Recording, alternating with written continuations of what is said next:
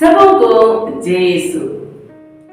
Romeo के नाम संत पौलुस का पत्र अध्याय 5 पद संख्या 8 में संत पौलुस ने हमें समझाते हुए कहा है, हम पापी ही थे जब मसीह हमारे लिए मर गए थे। इससे ईश्वर ने हमारे प्रति अपना प्रेम का प्रमाण दिया है। लगभग 2000 वर्ष पहले प्रभु यीशु ने हमारे पापों की क्षमा के लिए क्रूस पर अपने आप को बलि चढ़ा दिया। उनका क्रूस बलिदान द्वारा हमें मुक्ति मिली है। हमारी मुक्ति के लिए, हमारे पापों की क्षमा के लिए हमें कुछ करना नहीं पड़ा। हमारी मुक्ति के लिए जो कुछ चाहिए था, प्रभु यीशु ने उसे अपना क्रूस बलिदान द्वारा पूरा किया। बस अब हमें मुक्ति का अनुभव पाना है। तो हम कैसे मुक्ति का अनुभव पाएंगे? प्रिय भाई और बहनों, मुक्ति का अनुभव पाने के लिए सबसे पहले हमें यह स्वीकार करना है कि मैं एक पापी मनुष्य हूं। मेरे पापों की क्षमा के लिए मुझे जो सजा या दंड मिलने वाला था, उसे प्रभु यीशु ने अपने ऊपर ले लिया और मुझे उस सजा या उस दंड से मुक्त कर दिया। जब हम इन बातों के बारे में मनन करेंगे तो हमारे दिल में पश्चाताप की भावना उत्पन्न होगी। जब हम पश्चाताप करेंगे, अपने पापों के लिए क्षमा मांगेंगे, तो हमें मुक्ति, छुटकारे और चंगाई का अनुभव मिलेगा। यूहन्ना का सुसमाचार अध्याय 8 पद संख्या 1 से 11 तक में हम व्यभिचारिणी स्त्री के बारे में पढ़ते हैं।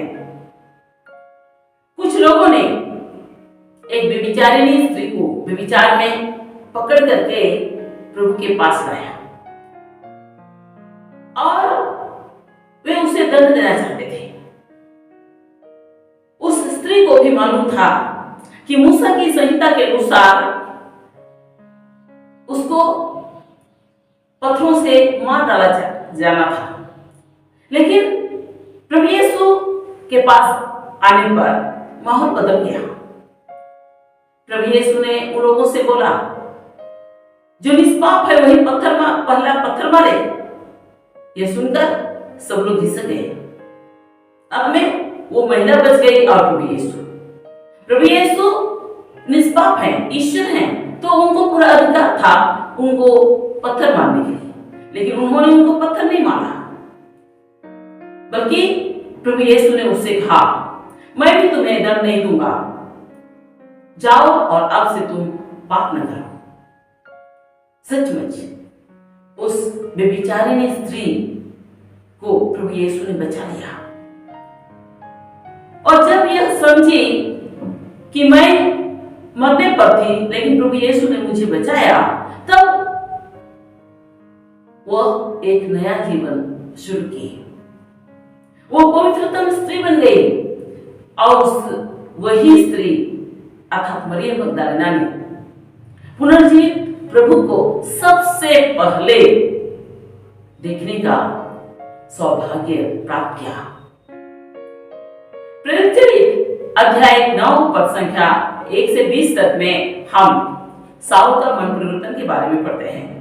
साउल एक खूंखार व्यक्ति था जिसने प्रभु भक्तों को सताया। वो इसी उद्देश्य से दमिश्क जा रहा था कि वहां के प्रभु भक्तों को बांधकर यरूशलेम ले आए। लेकिन जब वो अपने दोस्तों के साथ घोड़े पर सवार होकर के जा रहा था, एकाएक रोशनी चमक उठी। वो रोशनी इतनी तेज थी कि वह घोड़े पर से गिर गया। उसे एक दिव्य वाणी सुनाई पड़ी, साउल साउल मुझ पर तुम क्यों अत्याचार करते हो? वो बहुत घबरा गया। वो समझ लिया कि वो किसी मनुष्य की आवाज नहीं है। इसलिए उसने कहा, प्रभु आप कौन हैं? उसे उत्तर मिला, मैं ईसा हूं जिस पर तुम अत्याचार करते हो। शहर जाओ, वहां तुम्हें बताया जाएगा कि क्या करना है। प्रभु का आदेश पाकर वह दमिश्क चला गया अपने दोस्तों के सहारे, क्योंकि उस तेज रोशनी के कारण वह अंधा हो गया था। वह 3 दिन तक अथाम बना रहा, उसे कुछ खाया पिया नहीं। वो 3 दिन उपवास प्रार्थना करता रहा, अपने जीवन के बारे में मूल्यांकन करता रहा, अपने पापों के लिए क्षमा मांगता रहा। और तब प्रभु ने अनानियास नामक एक धर्मी व्यक्ति को उनके पास भेजा और वह जाकर उनके ऊपर हाथ रखकर प्रार्थना किया, जिससे वह फिर से देखने लगा। वह तुरंत बपतिस्मा ग्रहण किया और अविलंब वह प्रचार करने लगा कि यीशु ही ईश्वर का पुत्र है, अर्थात मसीह है, मुक्तिदाता है। प्रिय भाई और बहनों, जब हम उस व्यभिचारिणी स्त्री के समान, साउल के समान मुक्ति एवं छुटकारा का अनुभव पाएंगे तो हम प्रभु के साक्षी बनेंगे, हम प्रभु के गवाह बनेंगे। यूहन्ना का सुसमाचार अध्याय 4 में हम समारी स्त्री के बारे में पढ़ते हैं। समारी स्त्री एक पापिनी स्त्री थी। उसका बहुत पुरुषों के साथ अवैध संबंध था और वह समाज से डर भय कर जीती थी। उसे लज्जा का अनुभव था और इसलिए वह समाज से दूर रहती थी। वह दोपहर के लगभग अकेले पानी भरने के लिए जाती है। प्रभु यीशु ईश्वर होने के नाते जानते थे कि उसे मुक्ति की जरूरत है। वह कुआं के पास उसका इंतजार कर रहे थे और उससे बातचीत शुरू करने के लिए प्रभु ने उससे पानी मांगा। उस स्त्री ने कहा, आप यहूदी होकर मुझ समारी स्त्री से पानी मांगते हैं, क्योंकि यहूदी और समारी लोग एक दूसरे के साथ नहीं उठते बैठते, एक दूसरे का खाना पीना नहीं खाते, उनमें ऊंच नीच का भेदभाव था। इसीलिए उस महिला ने प्रभु यीशु को यहूदी पुरुष समझकर उनसे ऐसा कहा। प्रभु यीशु ने उनसे कहा, यदि तुम ईश्वर का वरदान पहचानती और यह जानती कि वो जो तुमसे पानी मांग रहा है वह कौन है, तो तुम ही उससे पानी मांगती और वह तुम्हें संजीवन जल देता। प्रभु यीशु ने उसे फिर कहा, जो यह पानी पिएगा उसे फिर प्यास लगेगी, जो मेरा दिया हुआ जल पिएगा तो उसे फिर कभी प्यास नहीं लगेगी। प्रभु यीशु के वचनों को सुनकर उस महिला का दिल दिमाग खुलने लगा, उनका बंधन टूटने लगा, उसे मुक्ति का अनुभव मिलने लगा। जब प्रभु यीशु ने उनका निजी जीवन की गुप्त बातें बताई तो वो महिला बहुत आश्चर्यचकित हो गई और वो कहती है, मैं अभी समझती हूँ कि आप एक नबी हैं। जब बातों की सिलसिला आगे बढ़ने लगी और जब प्रभु यीशु ने उनसे कहा, समय आ रहा है, समय आ ही गया है जब ईश्वर के सच्चे आराधक आत्मा और सच्चाई से ईश्वर की आराधना करेंगे। उस महिला ने तुरंत कहा, हाँ मैं भी सुनी हूं, मसीह अर्थात क्रिस्त जो कहलाते हैं आने वाले हैं, जब वो आएंगे तो हमें बता देंगे हमें कहाँ आराधना करना है, कैसे करना है। और प्रभु यीशु ने उनसे साफ साफ कहा, मैं जो तुमसे बातें कर रहा हूं वही हूं, अर्थात मसीह हूं। और जब उस महिला ने अनुभव किया वही मसीह है, वह अपना घड़ा वहीं पर छोड़कर अपने नगर जाकर सबों को बता दिया। आइए देखिए एक मनुष्य को जिसने मेरा जीवन का सब कुछ बता दिया, कहीं वह तो मसीह नहीं। और उनके कहने पर बहुत लोग, उस नगर के बहुत लोग प्रभु यीशु के पास आए। प्रिय भाई और बहनों, जब हम इसी तरह व्यक्तिगत रूप से प्रभु को अनुभव करेंगे तो हम प्रभु के साक्षी बनेंगे। जिस प्रकार प्रभु यीशु समारी स्त्री का इंतजार कर रहे थे, उसे मुक्ति का अनुभव देने के लिए इंतजार कर रहे थे, उसी प्रकार प्रभु यीशु अब हमारा इंतजार कर रहे हैं। हमें भी मुक्ति, छुटकारे और चंगाई का अनुभव देने के लिए हमारा इंतजार कर रहे हैं।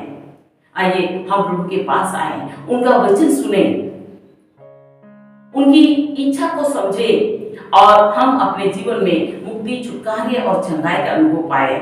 जब हम अपने जीवन में मुक्ति, छुटकारे और चंगाई का अनुभव पाएंगे तो दूसरे लोगों के लिए हमारा जीवन आदर्श बनेगा। दूसरे लोग भी हमारे जीवन में ईश्वरीय कृपा को देख सकेंगे, क्योंकि निर्गमन ग्रंथ अध्याय 19 पद संख्या 5 में प्रभु ईश्वर ने कहा है, यदि तुम मेरी बात मानोगे और मेरे विधान का पालन करोगे तो तुम सब राष्ट्रों में से मेरी अपनी प्रजा बन जाओगे। जी हाँ प्रियो, जब हम प्रभु की आज्ञाओं का पालन करेंगे, उनकी इच्छा अनुसार जिएंगे तो हमारे जीवन में चमत्कार होगा। दूसरे लोग हमारे जीवन में ईश्वरीय कृपा को देख सकेंगे और इस तरह से दूसरे लोगों के लिए भी हमारा जीवन आदर्श बनेगा। मत्ती का सुसमाचार अध्याय 9 पद संख्या 36 में हम लोग पढ़ते हैं, लोगों को देखकर ईसा को उन लोगों पर तरस आया, क्योंकि बिना चरवाहे के भेड़ों के समान वे थके बांधे पड़े हुए थे। जी हाँ प्रियो, अब भी बहुत लोग इसी तरह थके मांदे हैं, चिंतित हैं, हताश, निराश, दुखी हैं, परेशान हैं। अब भी बहुत सारे लोग चंगाई की खोज में, नया जीवन का अनुभव की खोज में वे इधर उधर भटकते रहते हैं। इन बातों की चर्चा करते हुए मुझे बीते सप्ताह की एक बात याद आई। बीते सप्ताह एक दिन बड़े सवेरे 4:15 बजे हमारे गेट में कोई खटखटा रहा था। जब हम वहां गए तो पता चला वे प्रार्थना के लिए आए हैं। बीते शनिवार की बात है। बीते शनिवार को एक परिवार जो हिंदू लोग थे और वे मंदिर जाते थे, लेकिन अभी वे प्रभु के भक्त हैं। अब प्रभु की आराधना करने के लिए, प्रभु से प्रार्थना करने के लिए यहाँ आते हैं। तो उस परिवार का एक गृहस्थी था और एक बच्ची का मुंडन था, तो वे लोग एक ऑटो हायर करके यहाँ आए। तो जब वे ऑटो में आए तो उस ऑटो वाले का परिवार वाले भी इसका फायदा उठा रहे थे और वे भी उस ऑटो में सवार होकर के आए, लेकिन वे प्रार्थना के लिए नहीं आए थे, वे किसी ओझा की खोज में आए थे। तो वे चले गए। तो फिर जब हमारी प्रार्थना समाप्त हुई, फिर वे लोग वापस आए। तो मैं पूछी, आप लोग कहाँ गए थे? तो उन्होंने बताया कि हम लोग मेहमान के पास गए थे, लेकिन हमारा काम नहीं बना, हम लोगों को भी कुछ दीजिए, हम लोग बहुत परेशान हैं, हम बहुत परेशान हैं, 2 साल से बीमार हैं, ऐसे ऐसे बोल करके बहुत वो जिद पूर्वक हमसे आग्रह कर रही थी। तो हमने उनके लिए प्रार्थना की, फिर आशीष जैसा दिया और इस तरह वे प्रार्थना के बाद चले गए। दूसरे दिन अर्थात रविवार को पहली मिसा के बाद जब हम वापस आश्रम आए, 3 हिंदू लोग वहां प्रार्थना के लिए आए। असल में जो पहले दिन जो महिला प्रार्थना मांग करके आई थी, उस महिला का भतीजा अपना माता पिता को लेकर आया, क्योंकि उसका पिताजी शैतानी बंधन में था। फिर हम लोगों ने उसके लिए प्रार्थना की। प्रिय भाई और बहनों, देखिए अब भी लोग इसी तरह मारे फिरते हैं चंगाई के लिए, है एक नया अनुभव पाने के लिए, इसी तरह वे इधर से उधर भटकते रहते हैं। उनके लिए कौन प्रार्थना करेगा? उनको कौन वचन सुनाएगा? उनको कौन सच्ची राह दिखाएगा?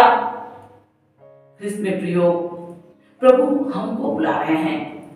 हम सब जो मुक्ति का अनुभव पा चुके हैं, प्रभु को जान चुके हैं, हमारा कर्तव्य है दूसरे लोगों को राह दिखाना। दूसरे लोग जो भटक रहे हैं, परेशान हैं, हताश निराश हैं, उनके लिए प्रार्थना करने के लिए, उनको राह दिखाने के लिए, उनको वचन सुनाने के लिए प्रभु हमको चुनते हैं। इसलिए मत्ती का सुसमाचार अध्याय 9 पद संख्या 37 में प्रभु यीशु ने कहा है, फसल तो बहुत है लेकिन मजदूर थोड़े हैं, इसलिए फसल के स्वामी से विनती करो कि वह अपना फसल काटने के लिए मजदूरों को भेजे। प्रिय भाई बहनों, सच में इस कार्य को करने के लिए बहुत कम लोग इच्छुक हैं। प्रभु हम सबको बुलाते हैं ताकि हम इस कार्य को, प्रभु का इस कार्य को समझे, मुक्ति कार्य को हम समझे कि मुक्ति देने के लिए प्रभु चाहते हैं, लेकिन किसी न किसी को प्रभु माध्यम बनाते हैं। प्रभु हमको माध्यम बनाना चाहते हैं ताकि हमारे द्वारा बहुत से लोग प्रभु का मुक्तिदायक प्रेम को अनुभव करें। मत्ती का सुसमाचार अध्याय 10 पद संख्या 7-8 में प्रभु यीशु ने हमें आदेश दिया है, राह चलते उपदेश दिया करो, ईश्वर का राज्य निकट आ गया है। रोगियों को चंगा करो, मुर्दों को जिलाओ, कुड़ियों को शुद्ध करो, नरदूतों को निकालो। तुम्हें मुफ्त में मिला है, मुफ्त में दे दो। जी हाँ प्रियो, हमें अपनी मुक्ति के लिए कुछ चुकाना नहीं पड़ा। हमें मुफ्त में मुक्ति मिली है, ईश्वर की कृपा मिली है, विश्वास मिला है। अब हमारा पारी है, हम उस मुक्ति के अनुभव को, विश्वास को, चंगाई के अनुभव को हम दूसरों को बांटें ताकि वे लोग भी हमारे समान ईश्वरीय कृपा को, मुक्ति, छुटकारे और चंगाई को अनुभव कर सके। आइए हम इसके लिए प्रभु से प्रार्थना करेंगे। हे प्रभु यीशु, तू हम सबों के लिए क्रूस पर बलि बन गया और अपना क्रूस बलिदान द्वारा तूने हमें मुफ्त में मुक्ति, छुटकारे और चंगाई का अनुभव दिया है। हे प्रभु यीशु, हम तुझे धन्यवाद देते हैं और हम प्रार्थना करते हैं, प्रभु हमें वो कृपा दीजिए ताकि हम भी तेरा मुक्तिदायक प्रेम को हम समझ सके कि तू सारे मानव जाति को बचाना चाहता है और तू हमें माध्यम बनाता है। हम इस बात को समझे और हम आध्यात्मिक उत्साह के साथ सारे मानव जाति के लिए प्रार्थना कर सके और समय असमय सुसमाचार सुनाकर बहुत लोगों को हम तेरा मुक्तिदायक प्रेम को अनुभव करा सके। हे प्रभु, हम यह कृपा और शक्ति प्रदान कर। आमीन।